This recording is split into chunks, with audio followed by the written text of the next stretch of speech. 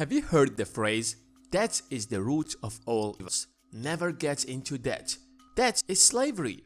And that is true to a certain extent, because when you're drowning in debt, your life is over. While you're trying to pay your debts are not waiting for you. They're growing day by day, since no one lends money for free. There is always an interest. Despite all of this, the United States has embraced debt. Total US consumer debt is almost $15 trillion, which brings the average household debt to over $5,300. The US GDP is a little over $21 trillion, which means the entire economy consists out of debt. But I have some good news for you. That isn't always bad. That is unpopular opinion because most of the debt we have is bad debt. You probably have some credit card debts, a car loan, and maybe a student debt, and you're thinking, it will take me decades to pay off all of these debts. How on earth can debt be something good? In order to understand how debt can be something positive, let's take a look at how people with deep pockets still use debt to make even more money. It might sound a bit confusing because why would anyone with a lot of money use debt in the first place? That is supposed to be used by people who do not have money. But that's not how capitalism works. Debt is a powerful tool if you know how to use it. And in this video, you will find out how rich people use debt to make even more money. So give this video a thumbs up and let's get right into it. Number 1. Most of the trade is based on debt. It might sound a bit controversial because borrowing money to start a business is a horrible idea, and personally, I would never do that. But there are businesses, especially traditional businesses, where using debt is your best option. Let's say you want to sell pens. It's a very common product and there's pretty much always a demand for it. Ideally, you would fly to China, find a factory that produces that kind of pen with good quality and the right price. You would purchase a container of pens, ship them to the US, and distribute them to your clients. But today, that's mostly done online through websites like Alibaba, unless it's a more complicated product where you have to fly to that factory. But here is the catch. You don't really have to pay for the products to have the product first. Let me explain how. In the past 50 years, China has become the factory of the world, producing literally everything. Thousands of factories work non-stop to produce everything that the world needs. And in order to make it easier to sell, most of these factories would gladly loan you their products in return that you would pay them sometime in the future. Of course, they would not lend to strangers, so you will have to build some kind of trust with them first. But that's how business has been running for the past 50 years. Once the client would sell the product in the US or any other part of the world, he would pay the factory and borrow more products. You're basically telling the factory, you know how to produce it, so let me help you sell it. If I can sell it for anything above this price, that's going to be my profit. What makes this strategy great is that you're not tying up your own money in this transaction.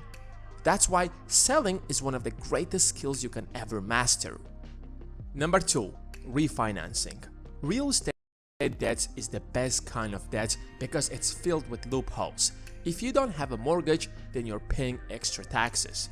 Rich people always have multiple mortgages to be able to get all of those deductions. Remember, every dollar that you're supposed to pay in taxes, but instead you save, is an extra dollar earned.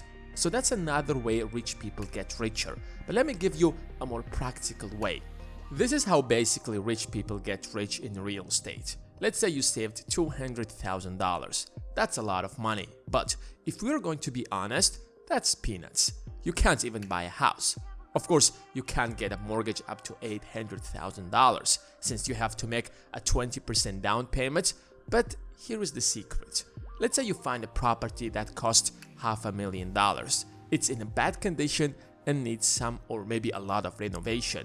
You head to a bank and get a mortgage by making a 20% down payment. Let's say you're going to spend around 10% of the total cost of the house to renovate it, or around $50,000. You head to your bank again, but this time to refinance your mortgage.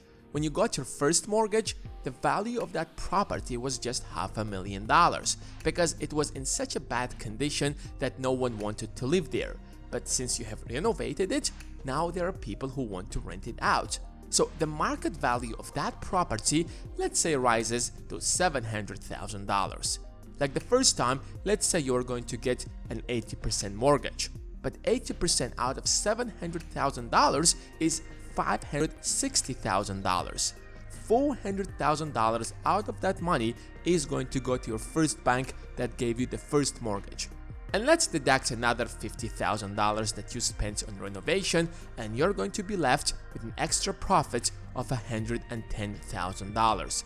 You made $110,000 using debt, and you're left with a property that you can rent out to build equity and generate passive income.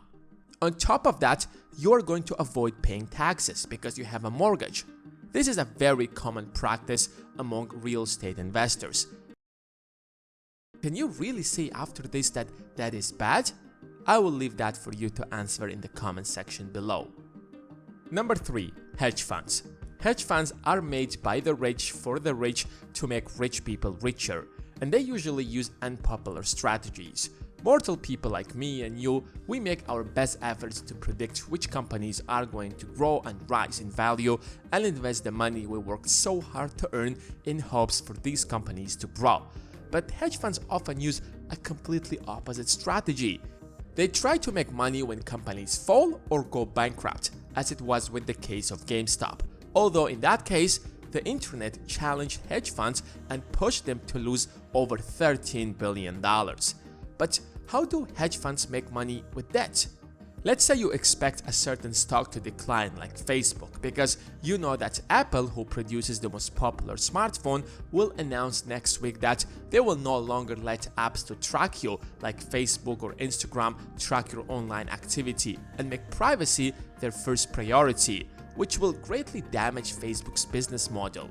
So you pick up your phone and call your broker to borrow from him a single Facebook stock that costs, let's say, $100 and instantly sell it in the open market for $100.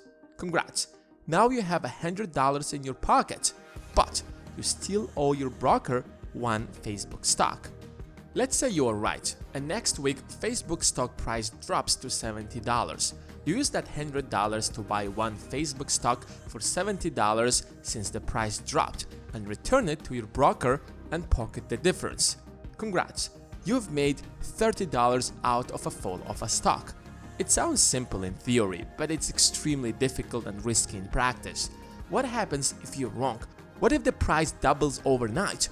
You still have to return that single Facebook stock to your broker and pay interest for borrowing that stock. Now you have to buy that stock back for $200 to return it to your broker. When you buy a stock and try to sell it when it rises, the maximum that you can lose is the amount you invested in, but not in the case of shorting. If the price keeps rising, your losses keep rising. Theoretically, you can make unlimited losses since theoretically the stock price can rise indefinitely. But if you have 100 analysts working for you, you can make a fortune using this strategy. Number 4. Forex. We have already discussed this in our Forex video, which link I will leave in the comment section, but here is how it works in short. Forex is a market where currencies are traded. It makes international trade possible. You can use US dollar in China. You have to buy Chinese yen to pay your employees, for example, in China. So there is a market where anyone or any company can come in and purchase foreign currencies. And based on different factors, these currencies fluctuate. For example, the Fed rises interest rates. That will limit the supply of dollar in the market and make US dollar stronger against other currencies, or vice versa. So if you can predict which currencies will rise or fall, you can make a lot of money in this market. But what makes this market so different from the rest is that for every dollar you use to trade in Forex, you can borrow an additional $100. That means if you trade using your $1,000, you can hold a position worth $100,000. If you end up making a small profit like 1%, it will be huge. Number 5. Credit score. As you can see, Debt is a powerful tool. Every successful business, company, or entrepreneur uses debt in various ways, especially if you have a proven business model. Borrowing money to finance purchase orders is practiced pretty much by every business. So stop thinking in terms all debt is bad. Of course, debt with a high interest rate such as credit card debt is horrible. But in order to get a lower interest rate, you have to minimize the risks of loaning you money. How do you do that? You build a track record of being a reliable borrower. There are billions if not trillions of dollars in the banks waiting for someone to borrow them. And even if there isn't any money, banks can create money out of thin air, and we have explained that in a previous video. Anyways, if you have enjoyed this video, make sure to give it a thumbs up, and if you're new around here, subscribe and turn on your notifications. You're welcome to the channel where you will learn every